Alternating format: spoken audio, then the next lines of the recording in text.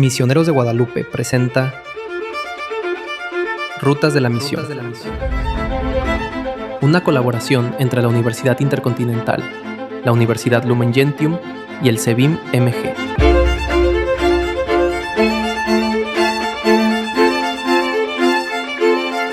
Muy buenos días, bienvenidos a este nuevo episodio de Rutas de la Misión. El día de hoy estamos en una continuidad de temas, pero damos un paso a la reflexión, cambiando un poquito los temas que habíamos venido viendo, y empezamos a hablar a partir de hoy de la misión urbana y diversidad. Entonces, bienvenido, maestro Alejandro, gracias por tu presencia.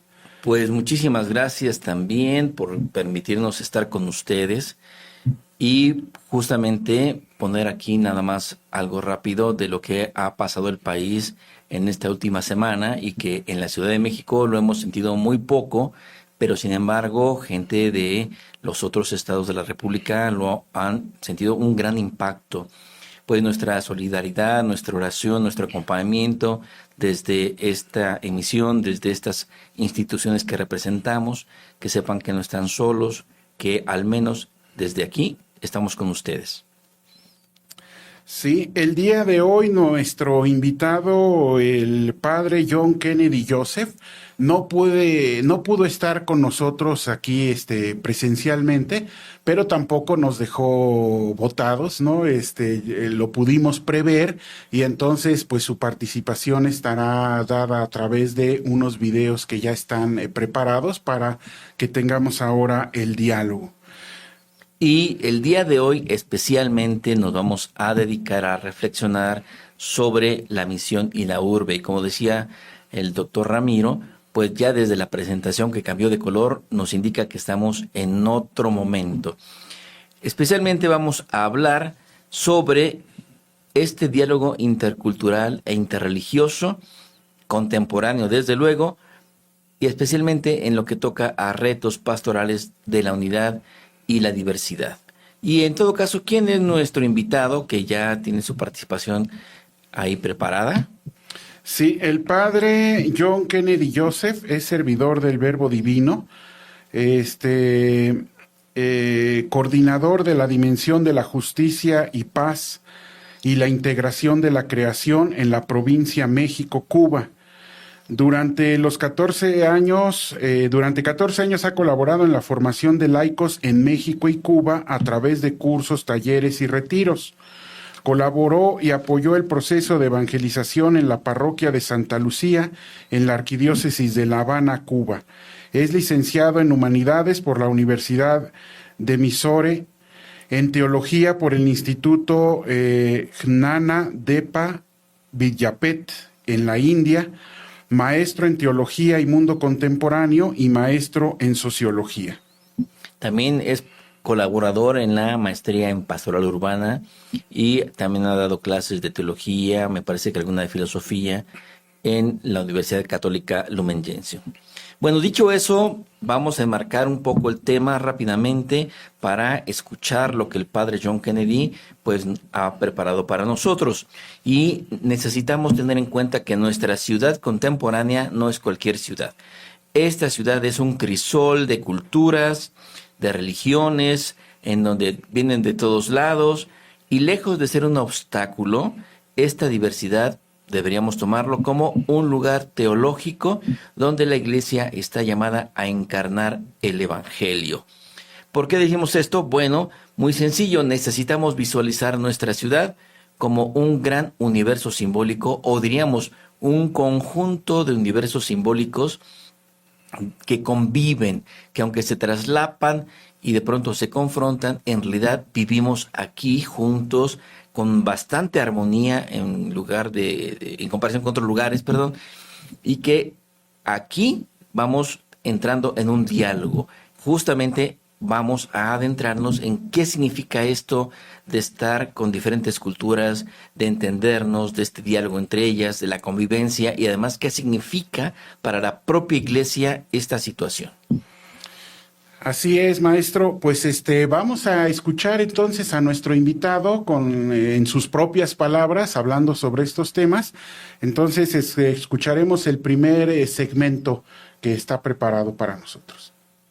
Todo con gusto y a la vez también agradezco al Centro de Vinculación Intercontinental Misionero de los Misioneros de Guadalupe, al Observatorio de Religioso Popular y la Universidad Católica Lumen Gentium por este espacio de reflexión con el título Rutas de la Misión en el Mundo Actual.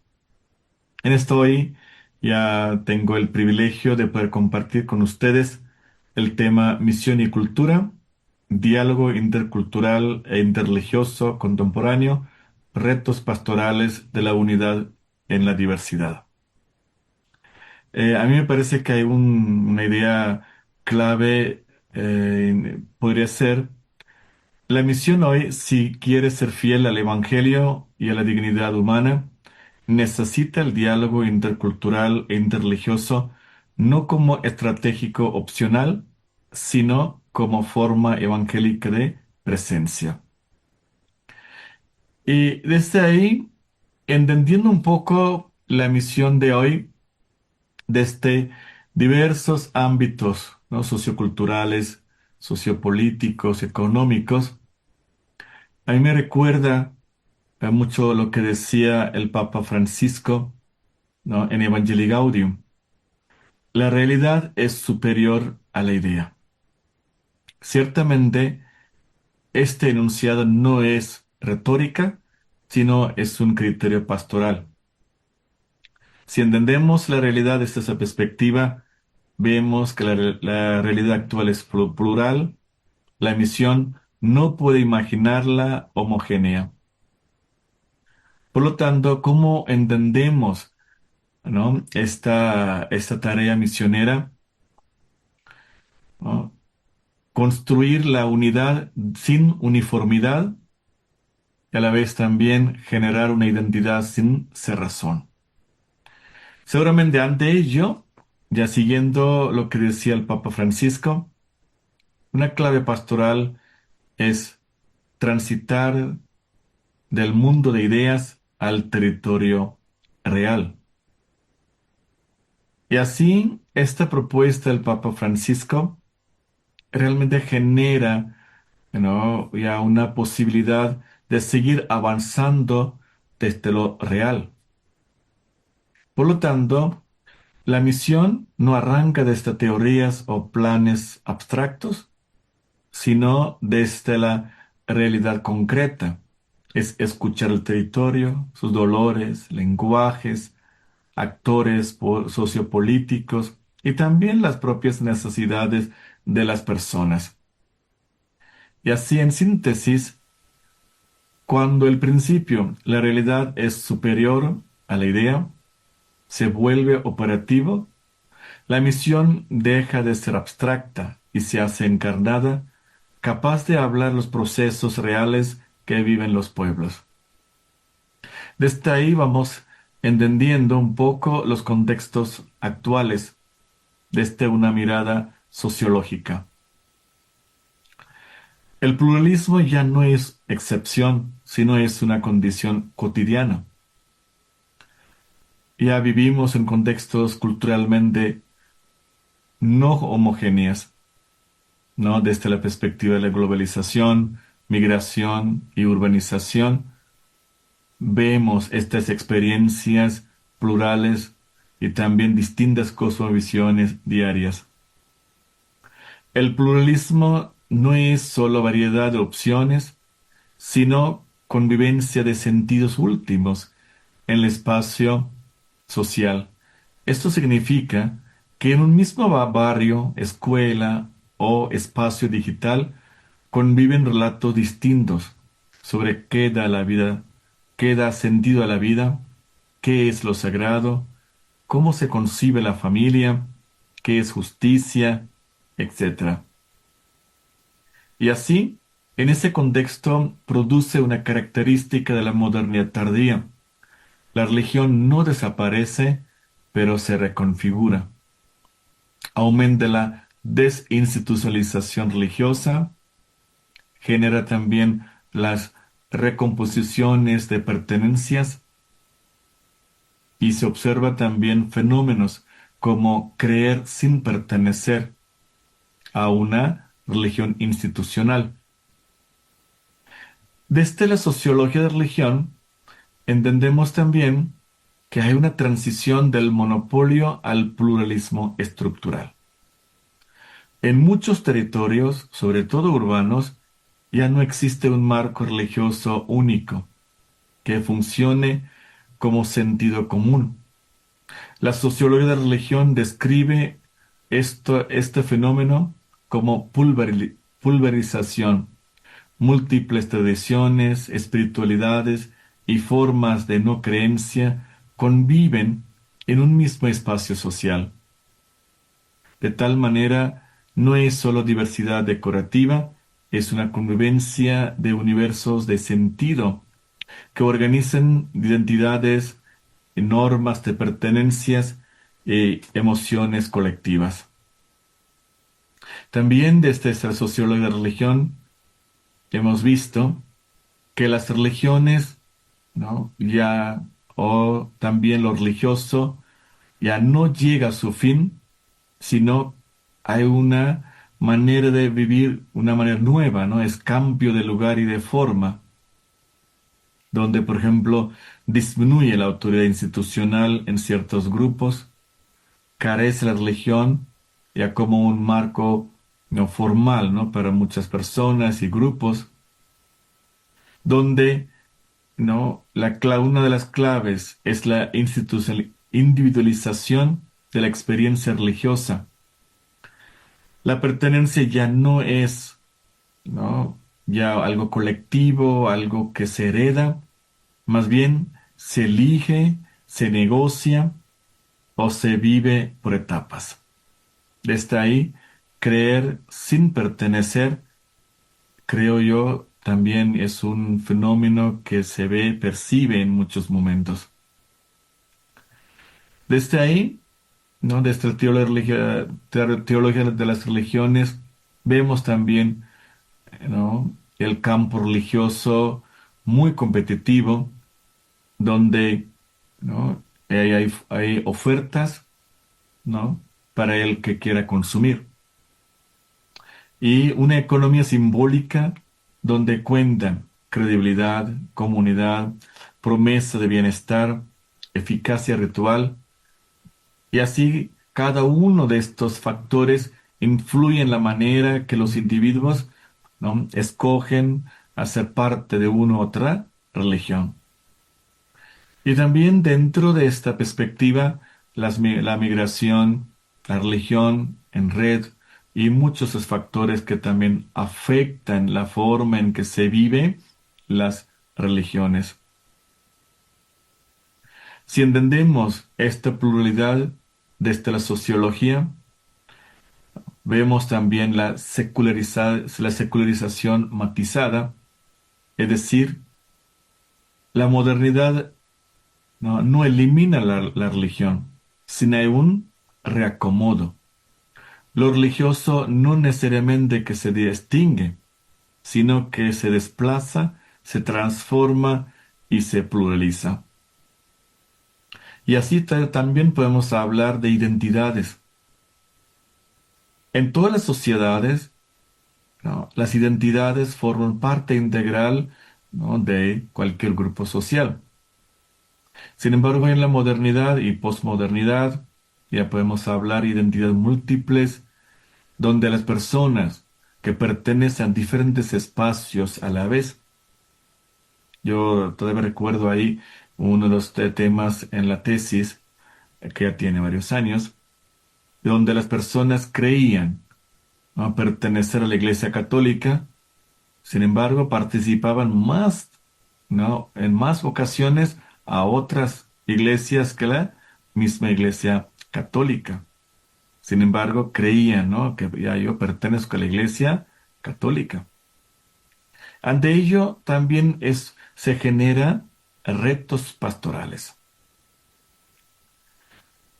Y todos estos retos, todos estos desafíos, ¿no? Socioculturales, genera también, podría generar miedo, ¿no? O también oportunidad dentro de la pastoral. Y creo yo que se necesita transitar de una pastoral de presuposición cultural a una pastoral de escucha y mediación, donde el diálogo se convierte como una pedagogía de paz y testimonio cristiano. Y así vemos la pluralidad desde una perspectiva, ¿no? De las religiones, de otros ámbitos, ¿no? Socioeconómicos, sociopolíticos. Y desde esa perspectiva, ¿no? En siguiente, ¿no? segmento, propondría una teología de diálogo en clave misionera. Quisiera rescatar algunos puntos, iniciando con algo que él menciona, que necesitamos una pastoral de la escucha y de la mediación para tener paz y dar testimonio cristiano. Esto suena realmente muy sencillo, muy fácil. Sin embargo, entramos en problemas, graves problemas, porque cuando cualquiera de nosotros se coloca frente a alguien diferente, con una cultura diferente, no es que se enfrenten ideas, y el padre John lo dice muy claro, son modos de entender la vida, o válgame, modos de vivir la vida que tienen universos de sentido. Y es ahí donde chocamos, en donde nos cerramos. Esta idea para mí es muy potente y me parece que necesitamos atenderla porque de otra manera pensaríamos que solo es un debate de ideas. Pero no, es algo mucho más profundo. Toca a la propia identidad. Y me parece que habría dos riesgos. Y en el lado negativo, uno, que simplemente uno descarte al otro. O sea, no te quiero escuchar para nada. Eres tan diferente, me causas tanto conflicto que te descarto totalmente. Y la otra, que también sería de manera negativa, es, esto es muy banal, esto no me interesa. Sí, te escucho, sí, pero en realidad no me importa. Como diríamos en muy mexicano, le doy el avión. Pero estos riesgos tampoco nos llevan a un verdadero encuentro intercultural. Pero, doctor, a ver si nos ayudas a entender qué es exactamente entonces lo intercultural. Sí, pues yo creo que hay que entender que aunque nosotros en el lenguaje común y cotidiano, ¿no? Tomamos como sinónimos a veces distintos términos como pluriculturalidad o multiculturalidad, ¿no? Que hacen referencia en la vida social a la diversidad de culturas, a la característica de una sociedad compuesta por actores provenientes de distintas culturas. No es lo mismo multiculturalidad o pluriculturalidad que interculturalidad, ¿no? En este sentido, habría que destacar muchísimo el inter de la interculturalidad, ¿no? La cuestión del inter es la que está apuntando y señalando la posibilidad de que es posible establecer relación entre las distintas culturas. La pluriculturalidad y la multiculturalidad solamente describen una situación de esa vida social en la que hay muchas culturas, pero no dice nada más ni apuesta por nada más de qué pasa con esas culturas. Si se aceptan, se rechazan, se garrotean o qué pasa, no. Y la interculturalidad es una apuesta ética cualitativamente diferente que sabe que hay muchas culturas involucradas y que propugna o defiende la posibilidad de que entre esas culturas diferentes puede darse una relación sana, constructiva, armoniosa. Y eso implica que no necesariamente busquen convencerse mutuamente.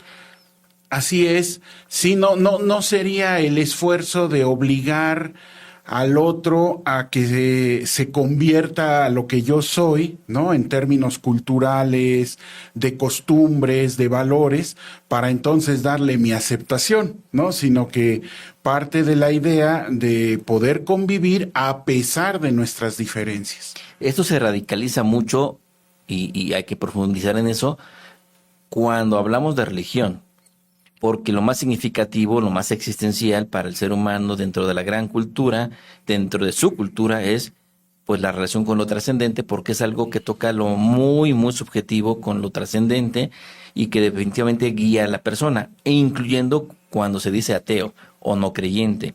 Y entonces también esto se aplica al término religioso. Sí, sí, sí, como bien señalas, la, digamos, generalmente toda cultura destila en su religión, en una religión, lo más excelso, noble y bello que tiene en su haber, en su herencia, en su tradición. Entonces, bien decía José Antonio Pérez Tapias, ¿no? En este sentido, pues el termómetro para medir qué tan profundo ha llegado el diálogo intercultural en una situación social es cuando se ha dado un diálogo interreligioso.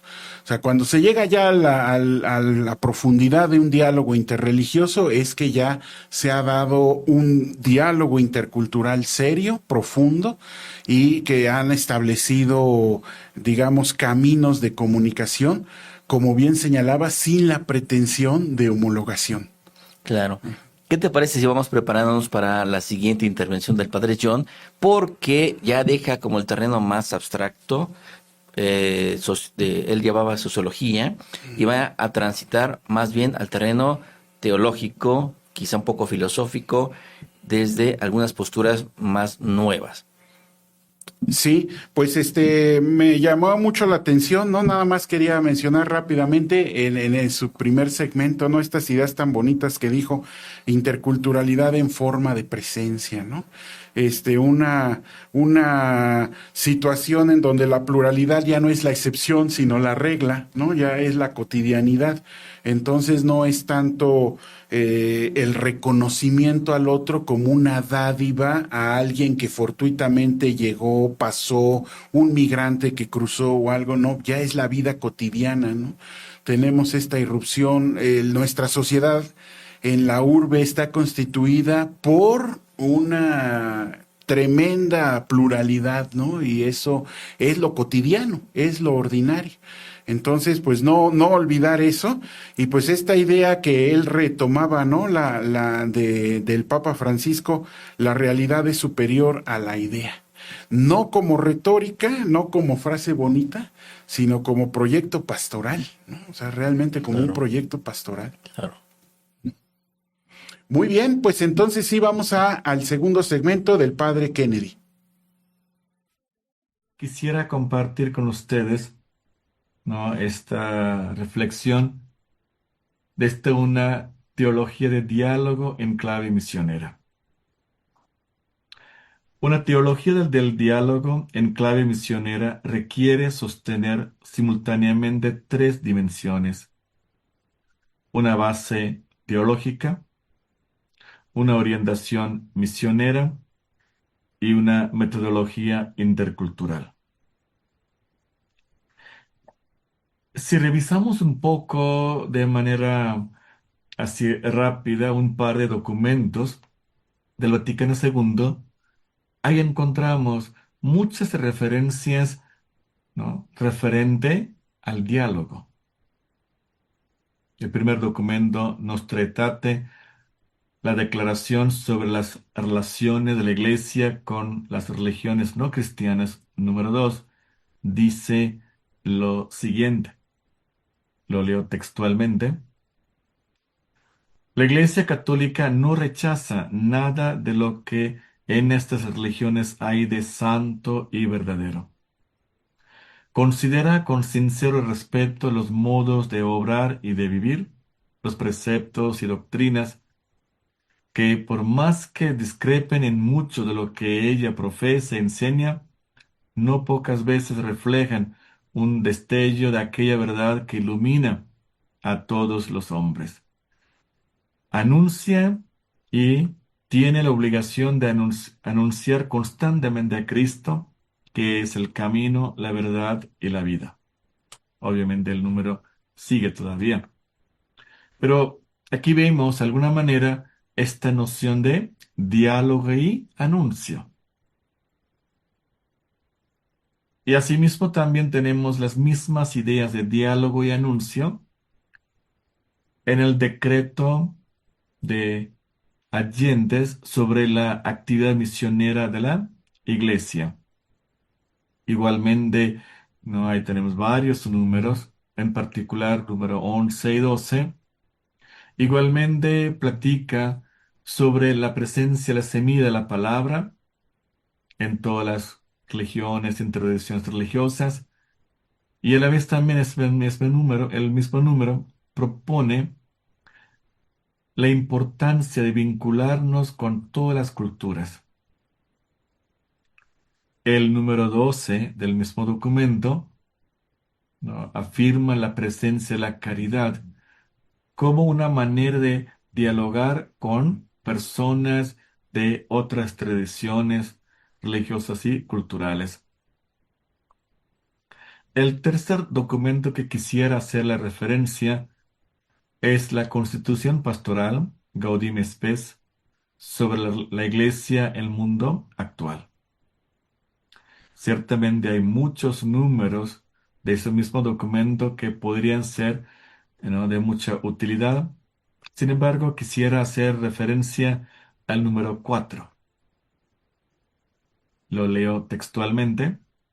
Para cumplir esta misión, es deber permanente de la Iglesia escrutar a fondo los signos de la época e interpretarlos a la luz del Evangelio, de forma que acomodándose a cada generación, puede la Iglesia responder a los perennes interrogantes de la humanidad sobre el sentido de la vida presente y la vida futura, y sobre la mutua relación de ambas.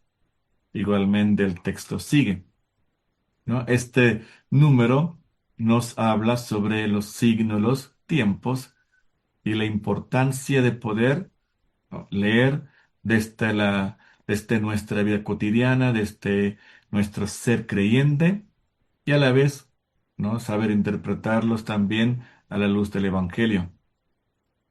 Si nosotros entendemos de la perspectiva, ¿no?, de la pluralidad de las realidades, y también nosotros vemos desde esa perspectiva del diálogo en clave misionera, me parece que dos personas que nos podrían ayudar a profundizar los temas, ¿no?, al respecto son el Papa Francisco y Raymond Panikkar.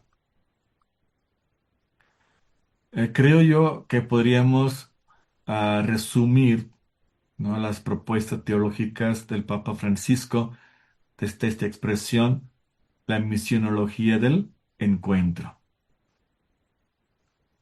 El encuentro ciertamente se da en un contexto concreto. Igualmente podemos retomar lo que hicimos referencia al inicio de Evangelii Gaudium: la realidad es superior a la idea.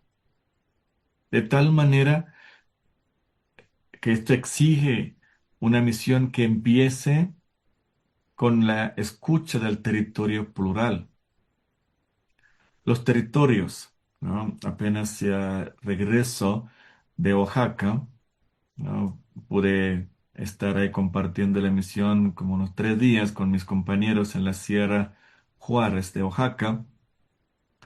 Realmente es un territorio muy particular, pero aún así, dentro de este territorio, ¿no?, de la sierra, cada comuna es distinta. Nosotros tenemos ahí un proyecto de apoyo educativo a los niños, ¿no?, zapotecos. En esto, nuestro modo de acercar a ellos, ¿no?, desde la perspectiva de entender el territorio, ah, realmente tiene muchos ejes, ¿no? Por ejemplo, en una comunidad, ¿no?, tanto maestros como los papás son mucho más abiertos, y esto nos hizo fácil platicar con ellos, ¿no? Los proyectos y tener un avance bastante notable. Mientras la otra comunidad todavía tiene, ¿no? sus prejuicios y esto no nos permitió avanzar mucho. Entonces, yo creo que el territorio es tan importante y que en el territorio entendemos cada realidad de manera muy diferente. Y por otra parte, el Papa Francisco nos diría que la cultura del encuentro y la fraternidad social se da en una situación concreta. En Fratelli Tutti, el diálogo se presenta como un camino, ¿no? Un camino social que permite superar las polarizaciones. En contextos plurales, la misión debe crear proximidad, convivencia y cooperación. Y desde esa perspectiva, el diálogo, el encuentro no se da solamente entre personas, ¿no? Diría el Papa Francisco en Laudato Si, eso se da también ya con la creación. Y así, Laudato Si ofrece un terreno común para el diálogo intercultural e interreligioso. La casa común, el territorio, el agua, la vida digna, son conceptos que habla en ese documento y diríamos ahí, ¿no? Ya con esta expresión, todo está conectado, interconectado. Esto facilita proyectos comprometidos donde el diálogo deja de ser solo intercambio de ideas y se vuelve cooperación concreta. En síntesis, una teología pastoral del diálogo para el Papa Francisco no es mera cortesía, es práctica el Evangelio en la esfera pública, que se verifica en frutos, paz social, cuidado de vulnerables, cooperación para el bien común. Y de ahí, y el autor Raymond Panikkar, filósofo, teólogo, él también ya tiene su propia aportación al respecto. Y yo tomaría un par de conceptos muy brevemente, conceptos que nos ayudan a entender un poco la propuesta de él. Igualmente, él propone el diálogo, pero el diálogo desde la perspectiva de él debe empezar del concepto de persona. Para Panica, persona no equivale a individuos aislados, a un individuo aislado, ni se define principalmente por una sustancia cerrada en sí misma. La clave ontológica es la relación. La persona es ser en relación, un nudo de vínculos constitutivos que sólo existe plenamente en comunión. La antropología panicariana se inserta en su intuición cosmoteántrica, la realidad como interpertenencia de Dios, humano, cosmos. Desde ahí tenemos el otro concepto, diálogo dialogal. Panikkar distingue entre un diálogo entendido como disputa dialéctica y el diálogo dialogal. El diálogo dialogal entendido como encuentro. Ciertamente no es un argumento para ganar, para vencer al otro. Más bien, las personas, ¿no?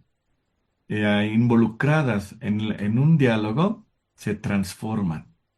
Por lo tanto, el diálogo dialogal no presupone reglas lógicas únicas. Más bien las reglas, ¿no? emergen en el proceso. En el diálogo dialogal, su centro no es la victoria, sino el convivir, ¿no? Es buscar entendimiento sin reducir la alteridad. Así el diálogo es un modo de construir paz y convivencia, no un debate para imponer identidades. Y en esta propuesta, la otra palabra, otro concepto, creo que puede ser muy interesante, es mitos. Para Paniker, el mitos es el horizonte vivido de sentido, que hace posible a que algo tenga significado antes de argumentarlos.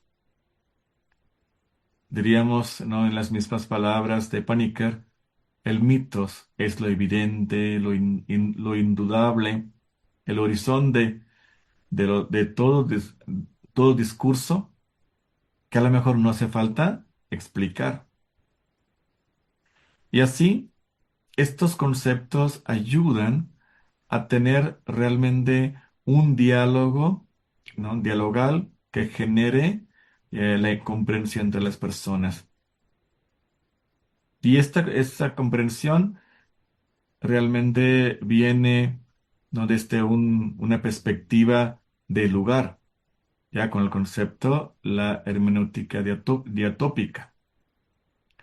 Ciertamente es un método de comprensión intercultural que busca entender al otro en tanto otro sin presuponer que comparte nuestra autocomprensión básica, ¿no? Porque para otra persona seguramente tiene un lugar distinto de la comprensión. Eso se da tanto en la religión, en lo político, en lo económico. Y así, estos conceptos generan realmente una perspectiva de inculturación, el diálogo interreligioso desde una situación concreta. Y así el Papa Francisco y también Raymond Paniker, los dos nos proponen, ¿no? Un par de reflexiones profundas, teológicas, en clave misionera para poder, ¿no? Entender ese tema y a la vez también llevar esto ya a un nuevo marco de prácticas. El siguiente segmento estaría compartiendo con ustedes algunas experiencias concretas en el diálogo intercultural e interreligioso. Habiendo escuchado al padre John, seguramente los que jamás han escuchado hablar de interculturalidad y las propuestas podrían llenar de miedo, de temor, porque parecería que la identidad cristiana religiosa, por lo que mencionábamos hace un poquito, se ve amenazada, porque ¿qué será que nos diluimos? ¿Será que cedemos? Bueno, no va por allí. Y de hecho tendríamos que decir que tiene una base teológica, religiosa, cristiana, católica muy importante. Quiero que nos ubiquemos en el Evangelio según San Juan, capítulo 1, versículo 14, que dice, y el verbo se hizo carne. ¿Qué significa esto? Bueno, entre tantas cosas, que Jesús, el verbo encarnado, está en una cultura determinada. Y desde ahí nos está indicando que una cultura, cualquier cultura, puede ser motivo de revelación, de encuentro de Dios con el ser humano, pero no se queda allí. Por allí, Julián López Amozurrutia nos dice en un texto de cultura, teología y cultura, si el verbo se hizo carne, entonces el verbo se hizo cultura. De modo que cualquier cultura tiene un valor muy importante. La mía, la suya, la de todos, tiene muy importante, aunque parezcan diferentes. Pero todavía más, al hacerse cultura, se crean diferentes modos de encontrarse. Y bien lo dice el padre John, cuando nos dice que el término central es la persona, porque es el ser en relación, no es el individuo aislado. Y todavía más, el encontrarse con Dios, Jesús, el verbo encarnado, es encontrarse con una persona, y nadie puede abarcar a una persona, mucho menos al verbo encarnado, de tal suerte que cada cultura podrá relacionarse con Dios de una manera diferente y no por ello invalida a los demás. Quizá algunos, vamos a indicar, la Iglesia Católica ha visto más dimensiones, pero no son las únicas. Así que justo son otros medios, otras culturas que pueden tener ese acceso. Y mencionaba el padre John un término muy interesante, las semillas del verbo. Él decía las semillas de la palabra, algo de San Justino Mártir, y que justamente nos da pie para hablar de la interculturalidad, porque esa presencia de Dios está en todas las culturas y necesitamos como abrir los ojos para poder ver que están allí y hacerlas lucir, que iluminen el resto de la cultura, de las culturas, pero desde ahí poder encontrarnos y no enfrentarnos, quizá destruirnos. Me parece muy valioso, maestro, que retomes este punto porque ciertamente, como decía el padre Kennedy en el primer segmento, ¿no? En el campo religioso hay ofertas para quien quiera consumir, ¿no? O sea, en la época contemporánea se caracteriza estas sociedades por esta característica, ¿no? Todo entra en una dinámica de mercado, de oferta, etcétera, y pues en el campo religioso también hay una cantidad increíble de ofertas para quien las quiera consumir. Y bueno, no se trata de diluir, ¿no? No se trata de diluir y entonces caer en un relativismo y todo es lo mismo y todo es igual y se disuelve toda frontera de identidad, sino más bien esto que también en el primer segmento decía el padre Kennedy, esta identidad sin cerrazón, ¿no? Una identidad sin cerrazón. Y como nos decía hace un momentito que escuchamos su segunda participación, pues es dialogar, no se trata de dialogar con otras personas desde sus propias tradiciones culturales y religiosas, es decir, desde su propia ubicación del mundo, en ese respeto, en esa sensibilidad, en ese tacto que está implícito en la idea de Dios encarnado, ¿no? O sea, Dios que entra en una cultura y desde los parámetros de esa cultura se da a entender, no desde otras cosas, ¿no? Los seres humanos somos seres simbólicos, ¿no? Y nos entendemos de esa manera, pues así actuó Dios también en medio de nosotros. Y pues queda como una pedagogía, ¿no? En este sentido. Y pues por eso la insistencia, como bien decía el padre Kennedy, cuando estamos hablando de este encuentro interreligioso, del encuentro intercultural, respeto y reconocimiento, ¿no? Trato, tacto, sensibilidad en ese sentido, lo cual no implica, como bien señalas, en ningún modo diluir nuestra piel y nuestras fronteras existenciales y que todo sea lo mismo para todos, ¿no?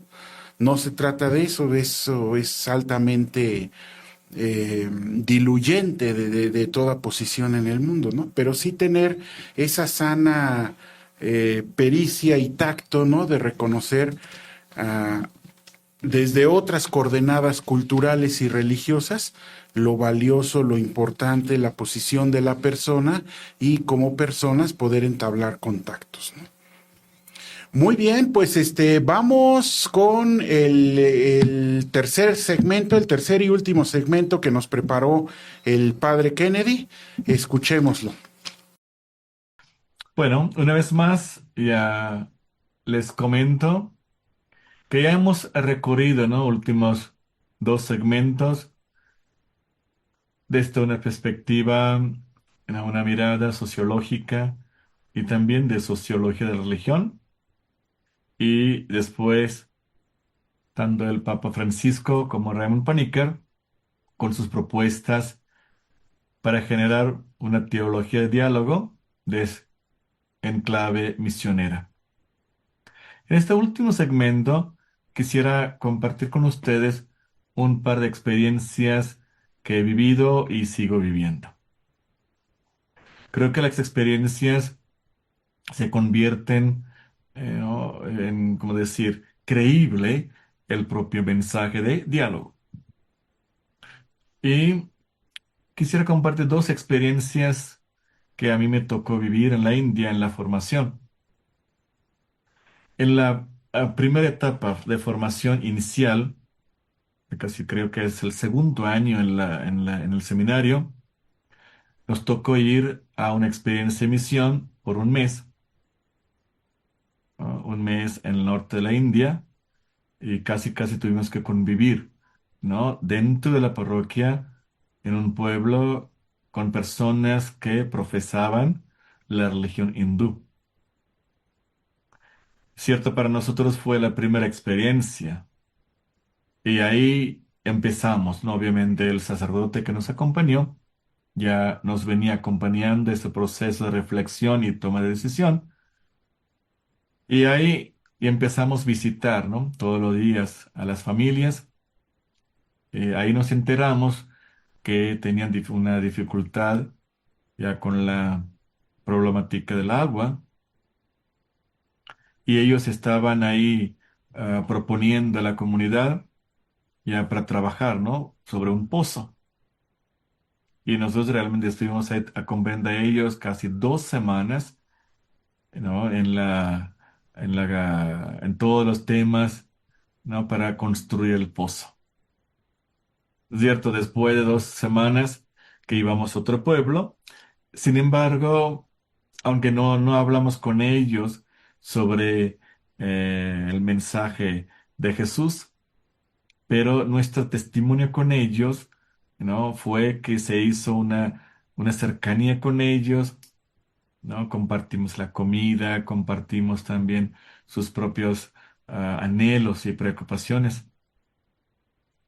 Y otra experiencia fue ya casi la última etapa de la formación inicial, siendo diácono. Participé en un proyecto de medio de vida para mujeres de diversas tradiciones religiosas.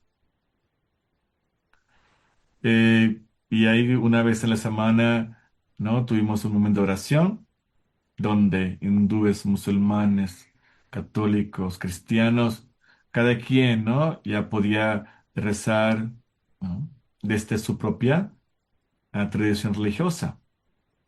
Y a la vez también trabajaban en el proyecto de medio de vida y ahí realmente nos permitió también superar, ¿no? Ya muchos prejuicios entre diferentes tradiciones religiosas. Esto, por una parte, generó también, ¿no? El tema de la economía para las mujeres, pero también generaba mucha paz social, ¿no? En estos pueblos donde se daba estos proyectos. Y así, ya yo entendí también, el diálogo al final forma parte integral de nuestra vida cotidiana. Y ese diálogo también ya genera entre personas de diferentes tradiciones religiosas, por una parte, tratando de entender la diversidad no como una amenaza, sino también como una riqueza. Y el segundo caso, aquí en la Arquidiócesis de México, hay una comisión de ecumenismo e interreligioso bajo la vicaría de los laicos, perdón, bajo la vicaría de los laicos del mundo. El padre Edgar Allan, ya él articula las relaciones institucionales con iglesias y tan otras religiones, mientras la maestra Úrsula asesora la comisión con su carisma focolarino, promueve el diálogo entre diversas religiones y también diversas iglesias cristianas, inspiradas en prácticas de oración y caridad. Este equipo sostiene dos líneas de acción. Por una parte tiene oraciones mensuales con diversas tradiciones religiosas e iglesias cristianas, y por otra parte también participan en proyectos concretos de caridad. Un ejemplo significativo fue hace un par de meses entre, ¿no?, los miembros judíos y católicos se unieron para preparar despensas para personas que padecen ELA. Y así, aquí en la arquidiócesis también hay estos gestos y también ya pequeñas instancias donde podemos colaborar para que este diálogo se dé en nuestra vida cotidiana. Y así, en conclusión, el pluralismo cultural y religioso contemporáneo realmente es una es un rasgo estructural del mundo actual. Por eso, el diálogo intercultural e interreligioso no puede reducirse a eventos diplomáticos, ¿no? Hay momentos aislados, sino se convierte en condición de misión. En clave cristiana, ese diálogo no se sostiene, ¿no?, en la renuncia de nuestras identidades. Más bien, se sostiene a partir de nuestras propias identidades cristianas y pasando también por todo ese fundamento teológico magisterial, de tal manera que nuestra identidad cristiana no excluya, ¿no?, entre las personas que profesan también otras tradiciones religiosas. Más bien, la diversidad, y en la diversidad se genera también la comunión. Por lo tanto, este tema, la misión y la cultura, desde una perspectiva de una realidad plural, genera también retos pastorales, retos de generar comunión entre las diversas tradiciones religiosas. Esta, creo yo, es una de estas contribuciones actuales que nosotros como miembros creyentes de la Iglesia podemos dar. Y así deseo a cada uno de ustedes en sus propios contextos pastorales que la diversidad, la pluralidad cultural, religiosa, sea una oportunidad de generar comunión entre todos. Muchas gracias. Todo esto que ha presentado el padre John, muy interesante, de verdad, no terminaríamos de hablar y ha sido como una probadita. Y dentro de esta probadita, el padre John nos ha indicado que la propuesta que hizo el Papa Francisco es la misionología del encuentro para proponer paz y testimonio, o diríamos un testimonio y paz. Sobre todo necesitamos reconocer que la misión en la urbe, en las ciudades, especialmente en nuestros tiempos, es una misión de encuentro, en donde la ciudad, que a menudo está fragmentada y segrega, pues la iglesia está llamada a ser un espacio de hospitalidad radical, donde la diversidad no sea vista como una amenaza, sino como un don. Porque, como nos recuerda el principio de encarnación, lo que veíamos de que el Verbo se hizo carne, pues Dios mismo eligió habitar en una cultura concreta para mostrarnos que todas las culturas pueden ser camino hacia Él. De modo que la unidad que buscamos no es uniformidad, sino estar unidos, estar en comunión en esa diversidad, a semejanza de nuestro Dios uno y trino, Padre, Hijo y Espíritu Santo. Pues estimados amigos, hemos llegado al final de este programa. No nos queda más que agradecerles el favor de su atención y recordarles que nos apoyen en la difusión de estos episodios con las personas que pudieran estar interesadas para aumentar esta red de interacción. Gracias a Misioneros de Guadalupe por recibirnos en su casa y poner a disposición para este proyecto pues toda su infraestructura, a las instituciones participantes, la Universidad Católica Lumen Gentium, la Universidad Intercontinental y el CEBIM. Pues nos vemos el próximo viernes a las 11 de la mañana para un nuevo encuentro de Rutas de la Misión.